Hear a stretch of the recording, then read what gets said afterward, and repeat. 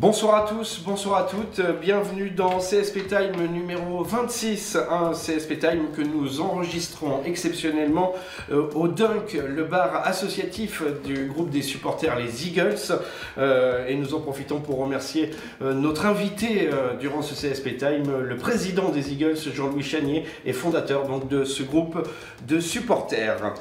Merci aussi à Kevin Cao et Jean-Christophe Bourdin qui vont nous accompagner tout au long de cette émission, les journalistes du Populaire du Centre. Alors au sommaire de ce CSP Time, plusieurs dossiers, et on va commencer par débriefer le match d'hier soir, match d'Eurocup avec le Limoges CSP qui s'est incliné à Malaga, chez un adversaire de taille, défaite 79-72.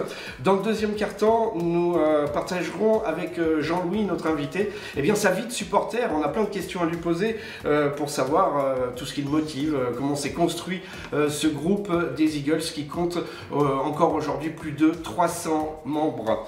Et le troisième carton sera consacré à notre dossier et notre débat où on va parler encore de Samardo Samuels qui fait une fois de plus parler de lui cette saison.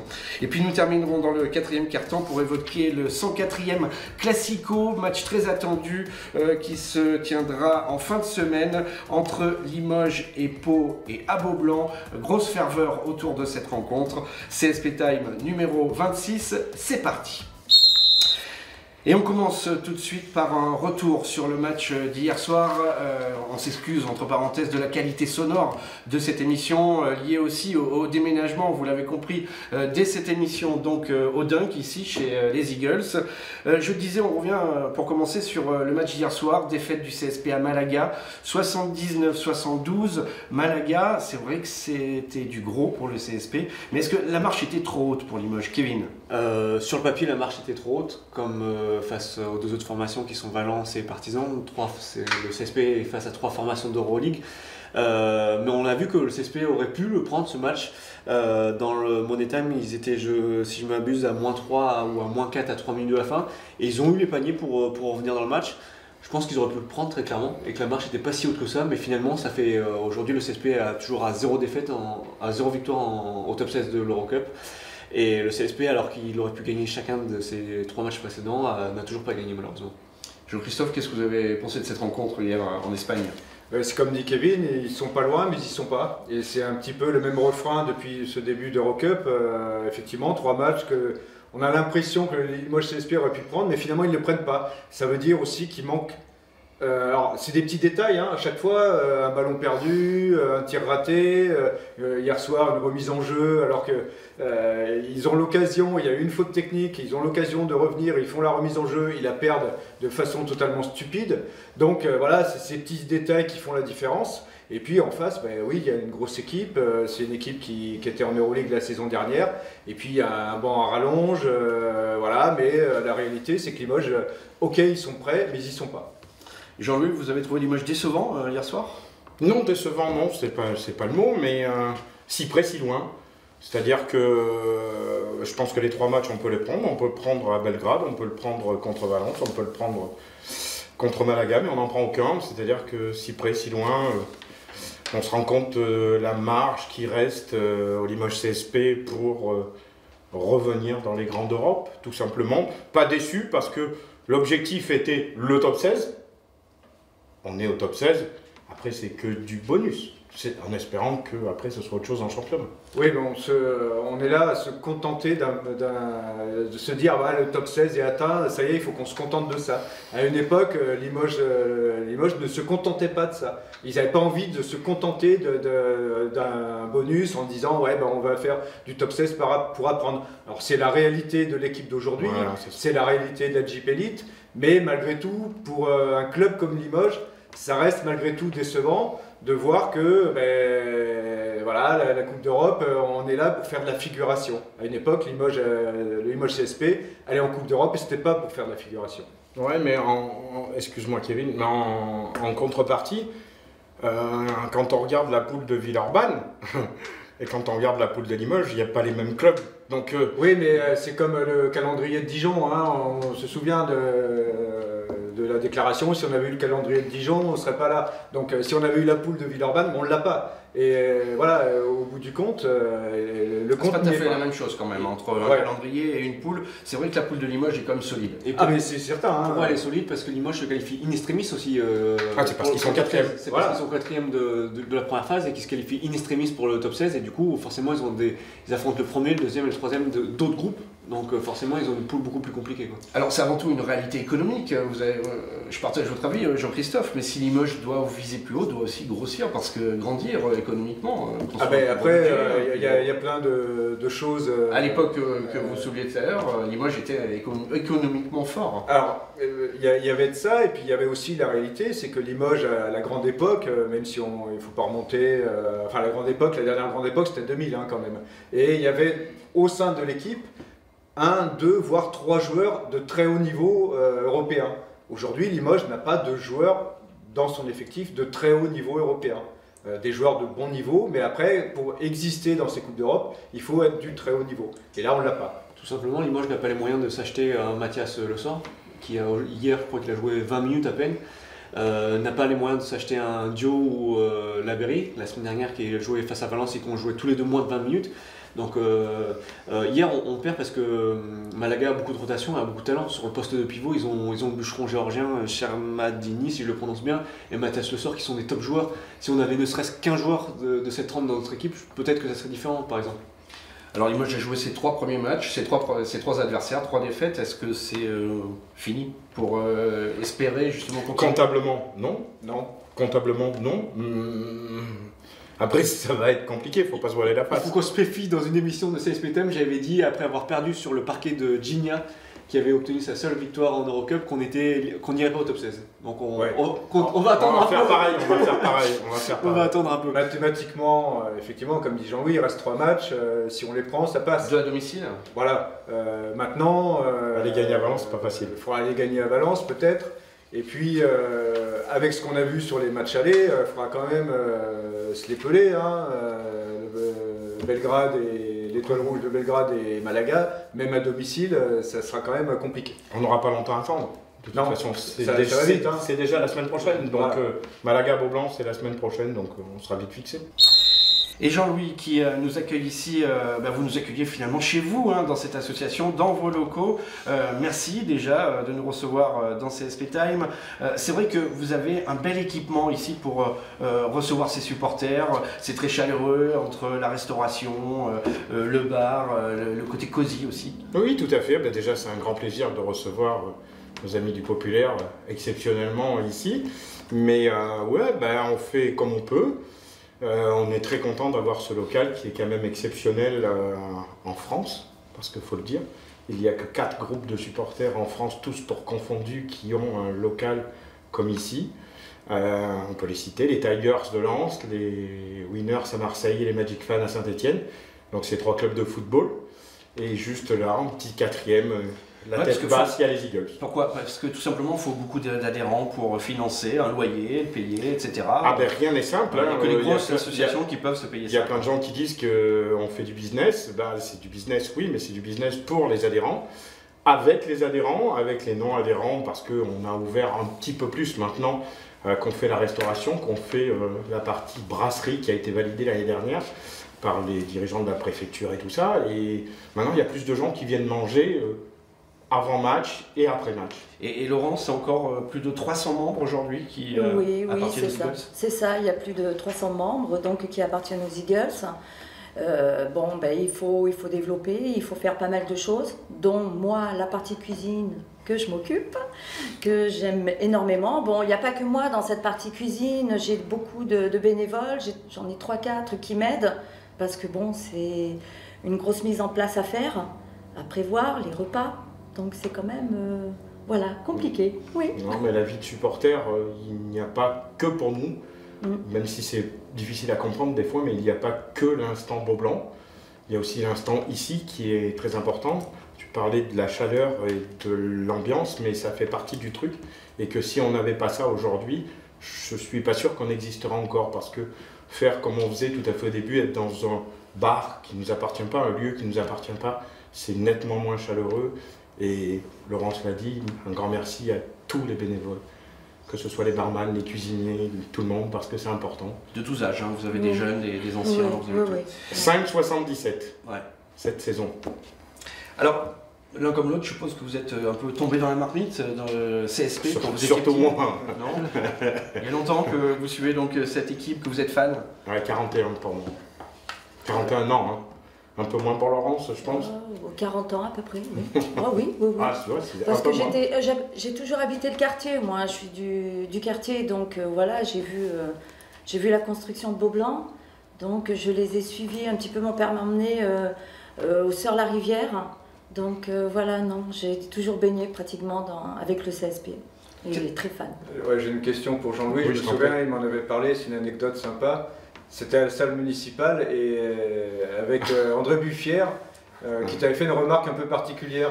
C'est vrai. C'est vrai que cette anecdote, j'ai une pensée pour mon père, parce que c'est un peu comme pour Laurence. Mon père m'a amené à la salle des Sœurs de la Rivière et j'étais mis juste à côté du banc de Limoges, parce que mon père était abonné par là. Et c'était une des premières fois que j'y allais et il y avait une équipe qui jouait en bleu, une équipe qui jouait en vert. Ben, moi je trouvais que les bleus ils jouaient bien et donc j'étais assez petit et j'ai applaudi les bleus et à la mi-temps, très amicalement, mais fantastique, ça reste une fantastique anecdote, André Buffière était venu me voir en me disant, tu sais petit, c'est les verts et uniquement les verts qu'il faut encourager, les bleus pas question. Et la deuxième mi-temps, forcément, je n'encourageais plus les bleus. Donc vous avez vécu toute l'ascension du club, hein, finalement. Ah oui, oui, du début jusqu'à la fin, ça c'est... Toutes les époques. C'est même pire que ça. Je discutais il n'y a pas très longtemps avec d'autres journalistes qui me font des interviews assez régulièrement. J'ai vu tous les fanions qui sont accrochés. Donc. Le plus beau pour vous, c'est lequel? Le premier. La Coupe Corac 82, c'est un moment inoubliable parce que... Alors, le titre de 93, tout le monde en parle parce que c'est le plus glorifiant. Mais suite 82, où c'est que c'est phénoménal. Tu as un train vert, tu as 1000 personnes qui partent en train, qui vont rester 4 jours dans ce train. Mais c'est tout simplement fabuleux, quoi. Et au final, on gagne. Et je garde toujours, moi aussi, cette image qui avait fait la une de l'équipe le 21 mars 82, parce que à cette époque-là, la finale a eu lieu le 18. Mais la une de l'équipe a été que 3 jours plus tard.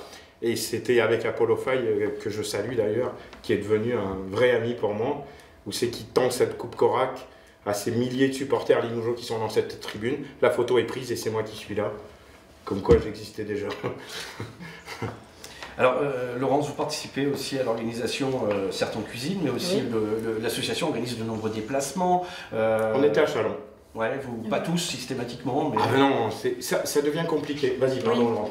Ben oui, ça devient compliqué parce que les matchs, il y a beaucoup de matchs en décalé, donc les gens ne peuvent pas, bien sûr, se déplacer parce qu'il faut poser des jours et voilà. Donc c'est vraiment un gros problème pour les déplacements parce que toujours ces matchs qui sont reportés, hein, donc ça bloque un petit peu les supporters. Voilà, on ne peut pas se déplacer comme on voudrait. Merci, monsieur Véral. Voilà. C'est un ami pour moi. Le CSP a traversé des périodes compliquées, difficiles, des relégations, des années sans play-off. Pourquoi vous avez gardé la flamme tous les deux au fond de vous? Ben, je sais pas. À vrai dire, j'ai pas d'explication rationnelle sur ça, mais je dirais ma vie, ma passion, tout simplement, pour résumer. C'est une vie, quoi. Il y a des gens qui aiment l'équitation, il y a des gens qui aiment le basket et le Limoges CSP.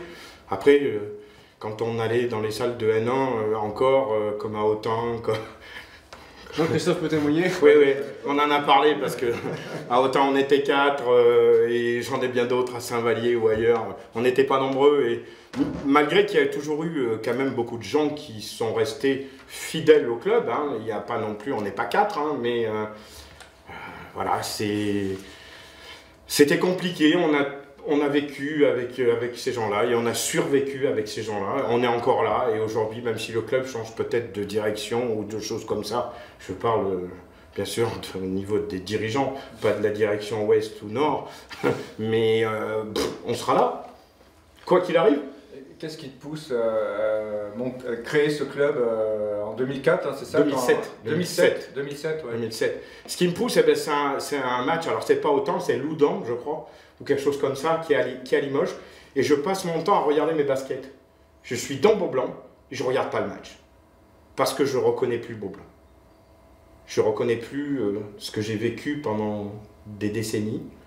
Il n'y a plus d'ambiance, on est en N1, je comprends. Mais je vois un groupe de gamins qui est derrière le panneau, ils sont 6 ou 7. Je passe mon temps à regarder mes chaussures, je ne regarde pas le match, je ne sais même pas le score, mais j'ai juste décidé d'aller voir les gamins à la fin du match. Parce que je suis très émotif de voir ces gamins qui se battent comme moi je me suis battu pendant des années. Je vais les voir et 3 semaines plus tard, les Eagles existent. Tout simplement. Il n'y a rien d'autre à dire. Hein, et ça a grossi tout de suite? Non, ça n'a pas été simple. La première année, quand on a discuté avec Fred Forte... Beaucoup de supporters en N1 quand même. Ouais, mais on était 45 abonnés. C'est pas facile. C'est pas facile. Et quand l'année dernière, on passe la barre symbolique, mais on l'a passé l'année dernière. Là, tu disais 300, on est 300, mais l'année dernière, on est passé à 411 adhérents. C'est la première fois, et c'était pour les 10 ans des Eagles, on passe 411, c'est fabuleux. Tu m'aurais dit ça, j'aurais pas cru. Pas de rivalité avec les autres groupes de supporters. Il y a toujours un peu de concurrence, bien sûr, évidemment. Bah, rivalité, on regarde comment ils sont, les autres. Non, etc., même pas. Non, même pas. Il y a quand même une unité dans le soutien de l'équipe et pas de prise de tête. Non, c'est pas toujours évident, mais on essaye de... Parce qu'il y a 3 groupes de supporters. Hein. Oui, on essaye de faire au mieux. Il faut savoir que les Ultra Green, à la base, c'est une scission des Eagles, parce que tout le monde le sait. En 2012... on n'a pas tous les mêmes idées, c'est au moment où on décide de créer le bar ici et qu'il faut des règles. À ce moment-là, tout le monde n'est pas réceptif à ce que je dis parce qu'il faut suivre la dictature que j'impose parce que je suis comme ça, il faut que ça... Pour avancer, il faut des règles. Tout le monde n'avait pas accepté, les Ultra Green sont nés, ils existent, tant mieux pour eux, j'ai encore beaucoup d'amis là-bas, il ne faut pas non plus. Et les Phoenix, j'espère qu'ils survivront parce que c'est pas facile pour eux. Et voilà, longue vie à tout le monde, il y a de la place pour tout le monde. Dans ce 3e quart-temps, nous allons aborder le cas Samardo Samuels, c'est l'heure du débat, nous allons nous interroger sur ce dossier avec les journalistes du Populaire du Centre qui nous accompagnent, Jean-Christophe Bourdin à ma droite et Kevin Cao. C'est parti, donc 3e quart-temps de CSP Time, on parle de Samardo Samuels. Mais avant de commencer à s'interroger, Jean-Christophe, un rappel des faits peut-être sur ce dossier. Oui, parce que bon, le dossier commence à être un peu épais. Mais c'est pas la première fois qu'il fait l'objet d'un débat dans déjà, ça remonte à la saison dernière. Il arrive la saison dernière avec une réputation un petit peu sulfureuse. Il arrive hors de forme, ce qui était un peu compréhensible puisqu'il ne jouait plus. Bon, la saison se passe, on s'aperçoit quand même que c'est un très bon joueur. Et puis, à l'intersaison, a priori, le CSP n'est pas parti pour le garder. Il y a une grosse pression, malgré tout, les réseaux sociaux, une pression populaire un peu pour dire Samardo, ce serait bien qu'il reste. Lui, il dit oui, finalement, je reste très bien. Il reste. Le CSP se retrouve avec 3 pivots. Et puis, dès la 3e journée, premier dérapage, c'est Kyle Milling qui, en conférence de presse, a dit je me suis accroché avec Samardo Samuels, il m'a insulté, c'est pas possible. Donc là, procédure de licenciement entamée contre Samardo Samuels. Nouvelle pression populaire, parce que la réalité, c'est que les supporters n'avaient pas envie de le voir partir. Et puis, finalement, le CSP cède, garde Samardo Samuels, qui repart pour un tour. Et puis, au bout d'un mois. Au bout d'un moa, oui. Donc, entre-temps, on fait venir Damien Inglis, qui est censé le remplacer, donc finalement, tout le monde reste. Bon, bref. Et puis, il y a le changement de coach. Samardo Samuels se retrouve à jouer beaucoup moins que ce qu'il jouait. Il se retrouve maintenant avec une moyenne de temps de jeu à peu près d'un petit quart d'heure, 14-15 minutes.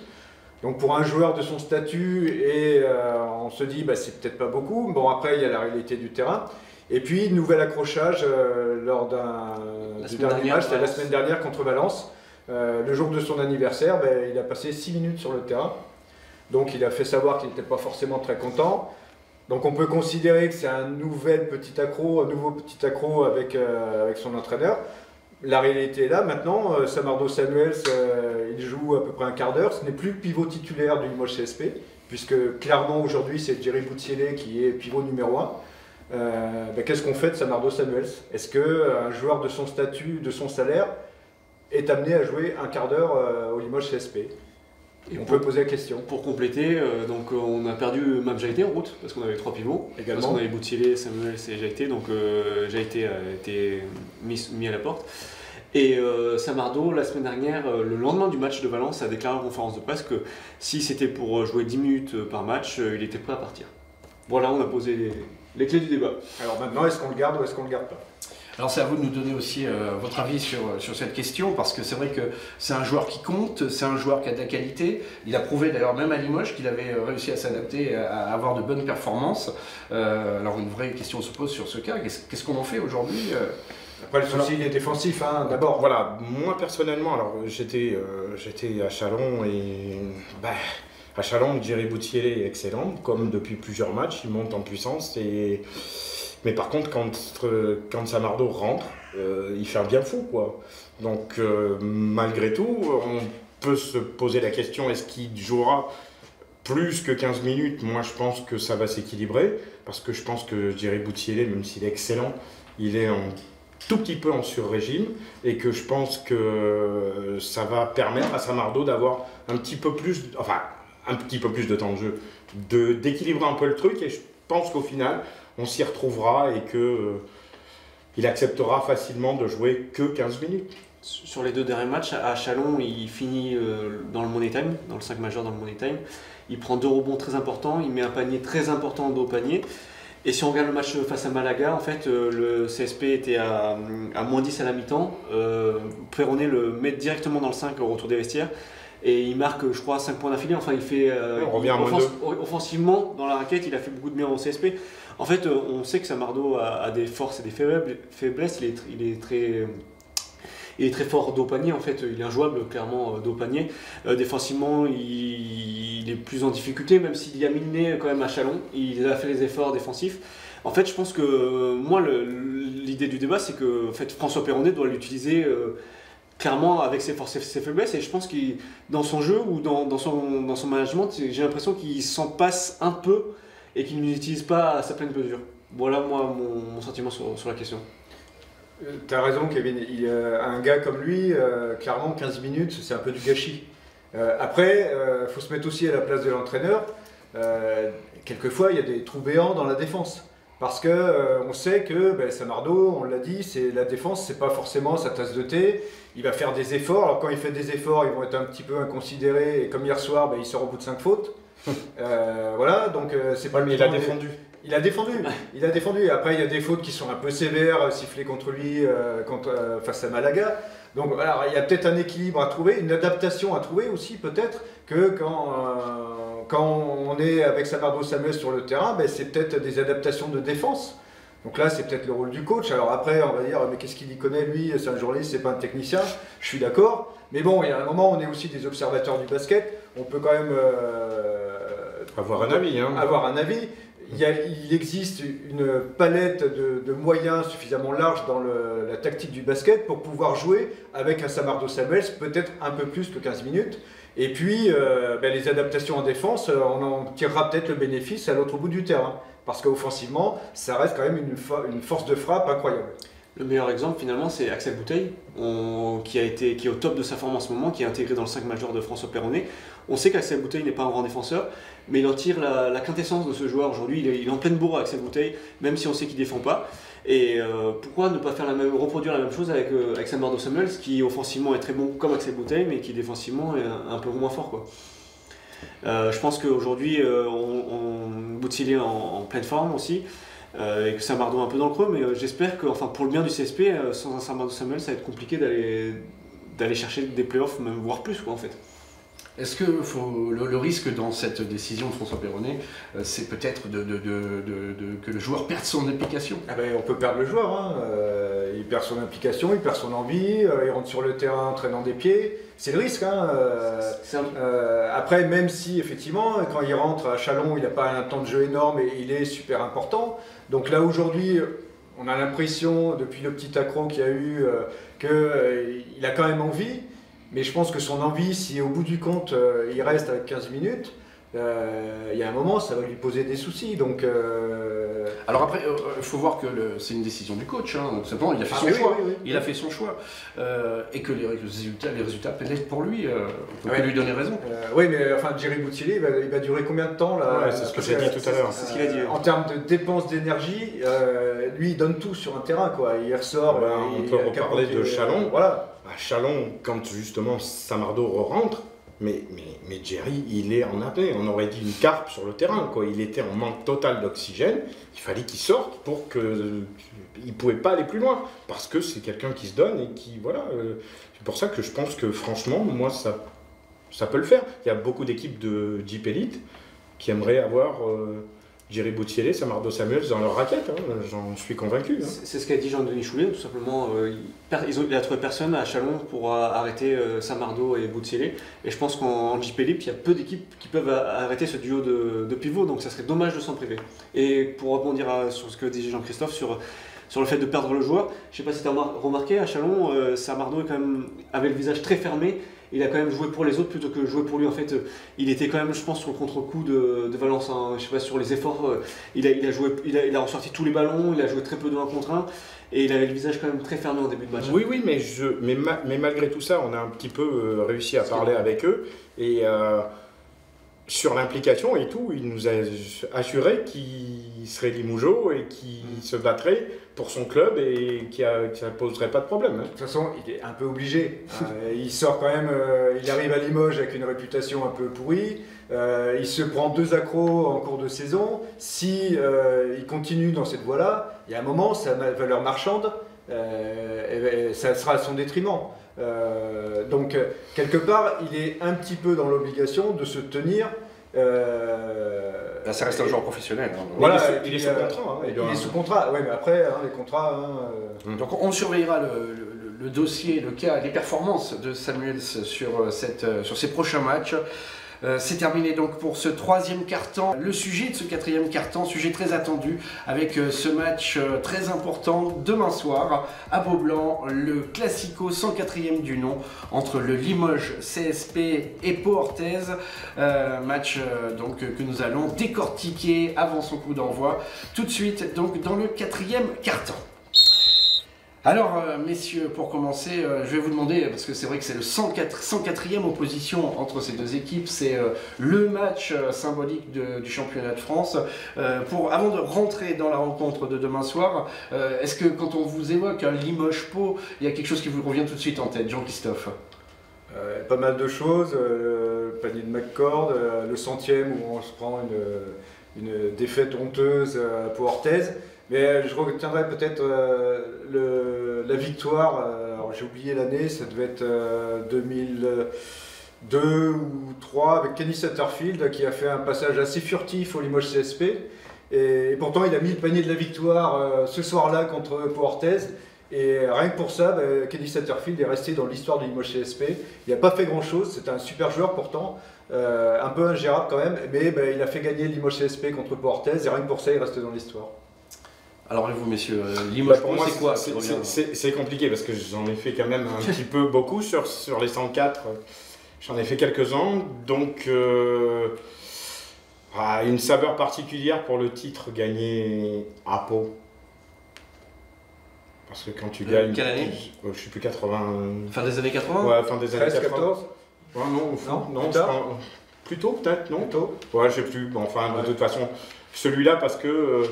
Tout est hostile, l'époque, évidemment. France 2, les matchs en France 2. Non, c'est vrai, c'est à cette époque-là. Non, puis Xavier Popelier, je ne citerai pas l'autre personne qui s'occupe de Pau, c'est pas la peine, tout le monde l'aura reconnu. Pierrot le Fou, tout le monde l'appelait. Donc c'était sympa, mais tout ça faisait que aller gagner à Pau, c'était bien. Kevin? Moi je suis plus jeune, donc j'en ai pas beaucoup en stock. Je me souviens d'une défaite lors d'un de mes premiers déplacements à Pau à l'époque de Slaven Rimac qui nous avait fait la chanson. Je crois que les Eagles, il y a une centaine de supporters du Mojo qui s'étaient déplacés, qui avaient assisté à une belle défaite. Mais mon plus beau, moi, c'est John McCord. Je commençais ma carrière et là tu es à 5 secondes de remise en jeu, tu es à la limite des 5 secondes justement et tu as McCord qui marque un panier improbable sur un fadeaway Et t'as le ballon qui va en l'air, qui va jusqu'au cime de Beaublanc, et le temps qu'il retombe, t'as Beaublanc qui explose et qu'on rentre dans la Twilight Zone, comme disent. Alors c'était juste pour les prolongations. Ouais, c'était juste pour les prolongations, après tu gagnes, c'est un match fou ce match. Ouais. On va parler du Limoges Pau de demain soir, mais une chose que je voulais préciser aussi, c'est mon simple avis, mais c'est quand même ces Limoges Pau aussi perdus quand même. Vous avez connu l'époque des années 80, Ah non, mais... les gens assis dans les travées, on était 9000 dans le stade presque, ça n'a plus rien à voir avec un Limoges Pau aujourd'hui. Tout a évolué, la vie a évolué. Et non mais c'était bouillant avant. Les deux clubs ont C'était évolué. fou. Après aujourd'hui, malgré tout, sportivement, on accueille le 2e du championnat. Ce match a un petit enjeu, même Alors, si on s'en fout un peu. C'est vrai, c'est ce que j'allais dire. Donc cette année, Il y a un vrai enjeu. Ça- Là, il y a un vrai enjeu et ça change quand même de 10 ans Des classicos, il n'y a pas d'importance. Voilà, mais ça fait plus de 10 ans que les classicos, ils n'ont pas d'importance. Il y en a eu même en Pro B. C'est pour dire si les clubs quand même étaient descendus bas, qui n'étaient plus... la grande époque, c'était aussi, on se disputait le titre de champion de chaque France. année, ouais. Donc c'était pas rien. Là, depuis plus d'une dizaine d'années, les classicos, c'est juste le match, mais il n'y a plus d'enjeu. Et là, demain, il y a un vrai enjeu. Donc ça remet un petit peu de sel, même si c'est un billet pour la Coupe à Mickey. Bon voilà, ça met quand même un petit peu de sel. Et il faut espérer que ça va suivre. Mais comme disait Jean-Louis, on sent pas quand même l'effervescence, la fièvre, la passion qu'il y a eu à des époques. Peut-être que ça va monter, peut-être que au moment du match ça va monter, mais après c'est vrai que... À l'époque, on va pas faire les anciens combattants, mais c'est vrai qu'à l'époque, avant Limoges Pau, c'était la guerre aux places, tout simplement. C'était la guerre pour avoir des tickets, quoi. Ça allait encore un petit peu quand même, Ouais, parce que je pense que le CSP serait plus amène que moi pour parler de la billetterie, mais je pense qu'il n'y a plus de billets. Ah non, mais il y en a plus, ça on est d'accord. Voilà, et que, mais ça, que malgré tout... il y a moins cette effervescence à l'entrée des mais, guichets, quoi. oui, non, ça a Là, baissé. durant la semaine où il fallait se battre pour rentrer au stade le soir. Non, ça a baissé, ouais. Alors, c'est vrai que ces classiques ont changé, c'est vrai, mais alors ce qui a changé dans cette histoire, c'est vrai que c'est les joueurs aussi. Ils tournent toutes les saisons, chaque année quasiment les 3/4 d'effectifs est renouvelé. Est-ce que cette année on sent des joueurs concernés qui comprennent l'enjeu de ce classico? C'est ce que j'allais dire, ce classico a un vrai enjeu parce que en fait, Pau aimerait bien priver le Limoges SP d'une place à la Leaders Cup. Et celui qui a mis le feu au poudre, c'est Léopold Cavalière, qui est le seul vrai palois. Le seul vrai palois qui vraiment a mis le feu au poudre avec sa déclaration en disant à l'époque Pau n'était pas qualifié pour la Leaders Cup, mais il avait dit nous on ira chercher notre qualification sur le parquet de Beaublanc, ça aura vraiment la gueule. C'est l'un des rares joueurs, avant il y a eu Rémi Lesca qui est un Landais et qui était vraiment identifié à Pau, c'est l'un des rares joueurs comme ça qui peut attiser le feu et Lesca et Cavalière redonne de l'intérêt avec ce genre de déclaration un peu qui attise le feu, redonne un peu d'intérêt, de goût à ces classicos. Il n'y a plus les photos, les gadous de l'époque qui étaient la cible des... Il y a surtout plus de joueurs qui restent suffisamment longtemps pour comprendre l'importance d'un classico. C'est-à-dire que les joueurs s'en vont au bout d'un an, 2 ans, 3 maximum. Donc on peut citer les Didier Gadou, mais Richard Dacoury, Stéphane Ostrovski, pour ne citer que, mais le mec est resté. Donc l'année suivante, si tu battais pas de Pau, tu te faisais lyncher par les supporters, quoi. Et même, j'ai envie de dire, à l'époque Forte, qui est donc toute récente, c'est vrai qu'il y avait un jeu entre Forte et Gadou, qui attisait cette guerre. Ils ont joué. Ils savaient y faire. Après, malgré tout. On ne retrouve plus même maintenant. Il y a eu des matchs à Pau, on sentait que c'était Pau, à une époque, était quand même pas transcendant. Non, mais ils n'existent plus. Voilà, sur la carte, on ne sait même pas où c'est Pau. Voilà, et même le centième, si ça avait été à Beaublanc, ça aurait explosé. Là, à Pau, la Pau a un peu perdu d'agressivité, des choses comme ça. Didier Gadou essaie de l'entretenir par des tweets et tout. Il y a Léopold Cavalière qui le fait. Malgré tout, les joueurs, les ricains, pour eux, on va leur dire tu vas jouer le classico. Qu'est-ce que ça va leur dire? Peut-être les joueurs français, parce qu'ils sont peut-être plus imprégnés de l'histoire, ils vont plus ressentir de l'extérieur. Mais au bout du compte, malgré tout, ça n'a rien à voir avec ce que c'était. Alors, c'est dommage. Rapidement, je vais vous demander chacun pour vous qui est le favori de ce choc demain soir. Le favori, c'est Pau. Non mais le favori c'est Pau. On regarde le classement, ils sont sur une série de 6 victoires. Ils sont deuxième. Ils sont deuxième du championnat, le favori c'est Pau. Mais bon, franchement, ils vont perdre. Kevin. Limoges a besoin de gagner, Limoges va gagner. Tout simplement. Ouais, moi je vois aussi une victoire de Limoges. L'année dernière, ils s'étaient plantés là. Enfin, je les imagine pas se replanter encore. J'imagine bien quand même François Perronnet bien leur marteler dans la tête qu'il y a un match quand même un petit peu particulier à jouer. Ouais, je vois bien quand même Limoges. En plus, ils sont quand même plutôt Porté par son public. Là. Oui, et puis ils sont quand même dans une bonne dynamique en championnat. La dynamique de la Coupe d'Europe, ils auront quelque part, ça entretient aussi un rythme, etc. Même s'il y a eu le déplacement à Malaga, mais c'était mardi, le match est dimanche, donc il y a un laps de temps suffisant pour récupérer, refaire du jus. Donc ouais, je vois bien Limoges quand même faire un coup. Oui, et puis moi je voudrais faire une dédicace à Axel Bouteille, qui me fasse un plaisir tout à fait personnel. J'espère qu'il regardera l'émission et comme ça il pourra se rendre compte de mon appel au peuple. Je voudrais qu'il se matche sur la tête de Léopold Cavalier, complètement par hasard, hein, mais de façon qu'une bonne fois pour toutes, à la place de sa grande bouche ouverte, il a un ballon de basket mis dedans. Le décor est planté. Bon, il a tout dit. Alors, On va terminer sur ça, ça me va. Le match est demain soir. Vous avez prévu quelque chose de particulier, vous les supporters? Chanter. Non, on va faire comme d'habitude, hein, on ne va pas se mettre plus la pression que ça, mais c'est le classico. À part que tu es un dimanche et que le dimanche après-midi, après la messe dominicale, les gens sont pas sereins, donc bon, il faudra les mettre un petit peu en forme, mais attaquer, c'est vrai, l'apéritif à 15h30, juste après le repas, ça va être compliqué. Vous connaissez le principe, pour conclure cette semaine, eh bien, nous allons faire nos tops et nos flops sur l'actualité du Limoges CSP. Alors, Jean-Christophe, on commence avec vous. Qu'est-ce que vous avez retenu de ces derniers jours, le bon point, le mauvais point? Mon top, c'est pour Jean-Louis Chagnier et les Eagles, parce qu'ils ont fait preuve d'une belle hospitalité, de beaucoup de patience aussi, face à nos difficultés techniques du jour. Et merci à eux de nous accueillir, ça a été un grand plaisir d'être ici. Et puis on sait qu'on est toujours les bienvenus, et ça c'est quelque chose, par les temps qui courent, de très appréciable. Votre top, Jean-Louis? Alors moi, le top, il va à Djiri Boutsielé. Parce que ce garçon est arrivé sur la pointe des pieds, il monte en puissance. Il est extrêmement agréable dans la discussion, il est vraiment sympa. Et je rajouterai juste un deuxième top comme ça.